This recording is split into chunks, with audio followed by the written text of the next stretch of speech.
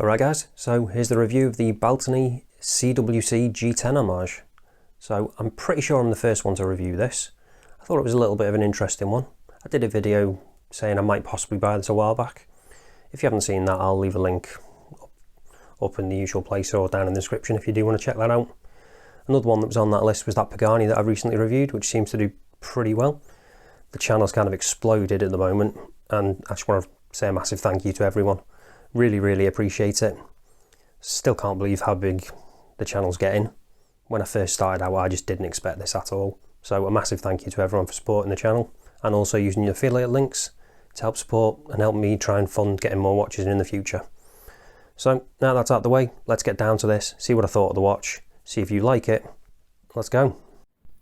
So here it is. Comes in this Baltany branded box. It's actually, well, not a box, sorry, case. It's actually a carry case, which is quite nice.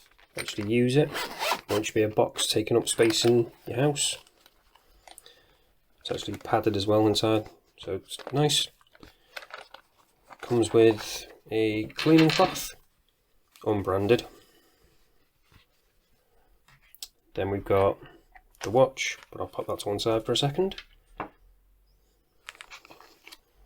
the only other thing in there is a spring bar removal tool, which are always handy to have. You can never have too many of them. Pop that to one side now, and let's talk about the watch. So this is an homage, like I said in the intro, of the CWC G10, but this one is actually an automatic and not a quartz. And it comes with two different strap options, one of which is this nylon NATO strap. But if you watch my videos before, you'll know I'm not really a massive fan of NATOs for this reason. It's adding quite a bit of bulk to what is an already relatively chunky case. So the other strap option, I don't actually have, but I have something that is very similar, is one like this. It's like a vintage kind of style leather.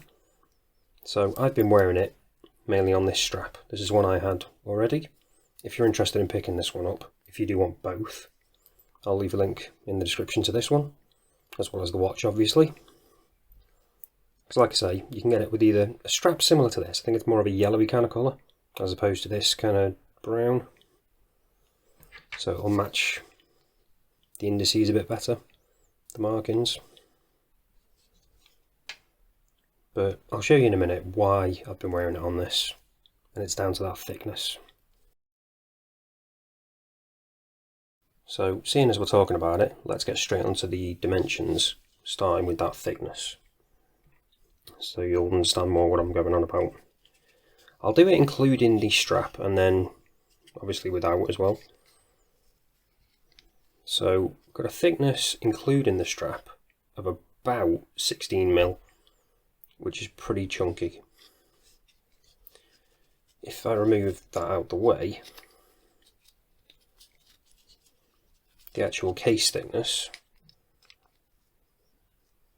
is still pretty thick, just over 13mm, lug width of 20mm, diameter of 39mm, and a lug to lug of just 46. So apart from that thickness, they are actually pretty nice dimensions on this, which is why I've not really been wearing it on this strap, as I keep saying. So I'll quickly show you what this is like on wrist. Don't normally do it this way around, but let's try it.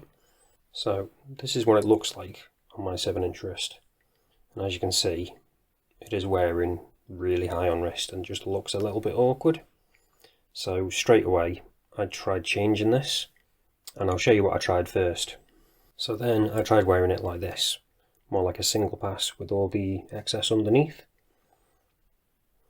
If you want to know how to wear it like that, how to change it up, I'll leave a link to a video I did up here explaining that a bit better, because I don't want to go into that now, make the video too long. So that definitely wears better. So that's what it'd look like with that kind of technique. So it definitely wears a lot better. But like I say, I've been wearing it on that leather strap, so I'll show you what that's like now. And this is what it looks like on the leather strap I've been wearing it on. So again, if you go for the leather strap option, it is similar style to this one, but a different colour. so it will wear like this, but again, it's going to be a different colour. So I'll probably leave a picture on screen now, show you what the actual colour one will look like. So there you go, you can see a slight difference in colour. But let's take this off and get into the rest of the review now.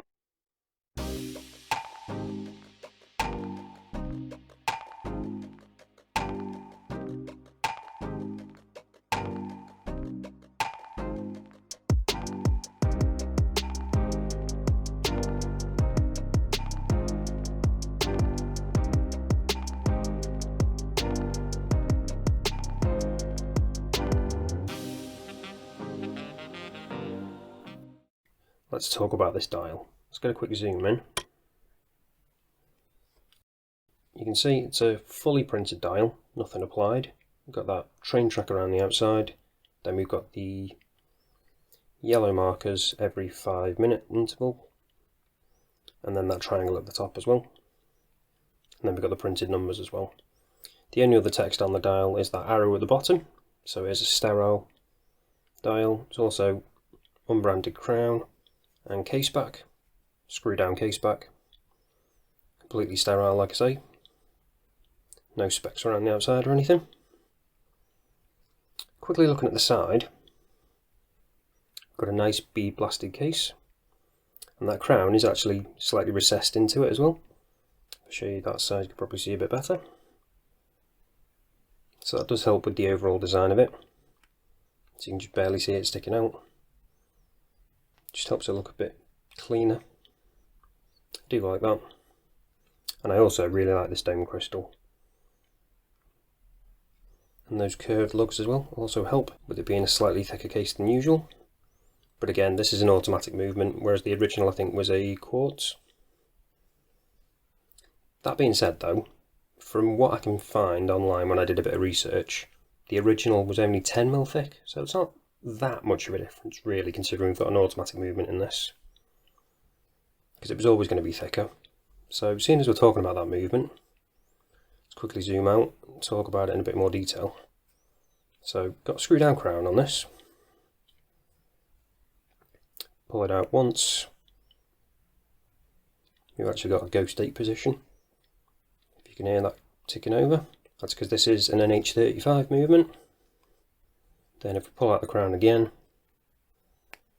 stops, we've got hacking, so the usual NH35 kind of stuff. And then obviously change the time, push it back in, re-engages, screw it back down. And then you can see that crown gradually recessing down. Still quite easy to screw in though. I was a little bit worried it was going to be a bit difficult, but it is really grippy, so no issues there. And with it being bead blasted as well, just adds extra bit of grip, bit of texture.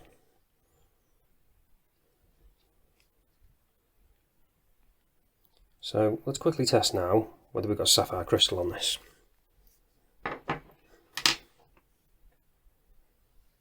Using the trusty diamond selector 2. And slipping off that dome. There we go, we have got sapphire crystal. So with it being a nice dome and sapphire, it's a really nice bonus.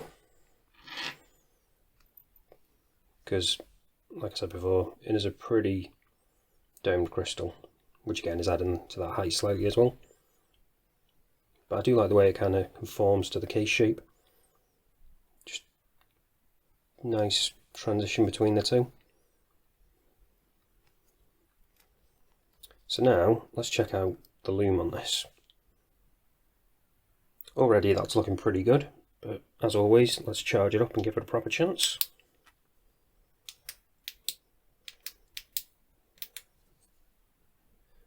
Okay, so my UV light has now just died, so I can't actually charge this up, but I've tried to do it as best I can just on a normal light, and this is the result. So it is actually slightly brighter than this normally when you first charge it up, but as you can tell, it's pretty good already. I've been really impressed with the loom on this. Definitely a step above a lot of the cheaper AliExpress watches. Really, really good loom. Stays at this kind of level a really good amount of time as well. And I do actually quite like the contrast between the indices, the hands and the numbers. I think it does go quite well. So great loom, definitely recommend this if you do want a good loom watch. So seeing as I've already shown you on wrist, I'm not going to do that again now. I'm just going to quickly run over the pros and cons of this. So obviously it's a homage of another watch, so some people might not like that. I don't mind it. I think it kind of looks good, especially being sterile as well. I do quite like that, because it's a pretty busy dial anyway. So not having any more branding on there I think is quite good, especially if you would have had the branding that was on the case. I wouldn't have liked that on the dial, I don't think. So I'm glad they went sterile. It's nice to have a bead blasted case, something a bit different. I love that dome crystal. I do like that recessed crown. Again, if I was going to pick this up, I'd definitely be getting it on the strap, which will be similar to this one. Again, different colour though, as opposed to the NATO, because it is quite a chunky watch. And it does make a big difference having it on that NATO, especially if you wear it the normal way. If you do it with the single pass way, that's not too bad. Looks alright, I think. I wish they'd put a bit of anti-reflective coating on this. That's the only real issue I've got, bar the thickness being a little touch thick, I guess. But other than that, really nice homage, really nice watch. If you're interested in picking one up, as always, links will be down in the description. I'll also leave a link for this strap if you do want to get this strap. But again, like I say, they do offer it with this kind of strap option as well, instead of the NATO. So that's it for this one, guys. Thanks for watching, and I'll see you in the next one.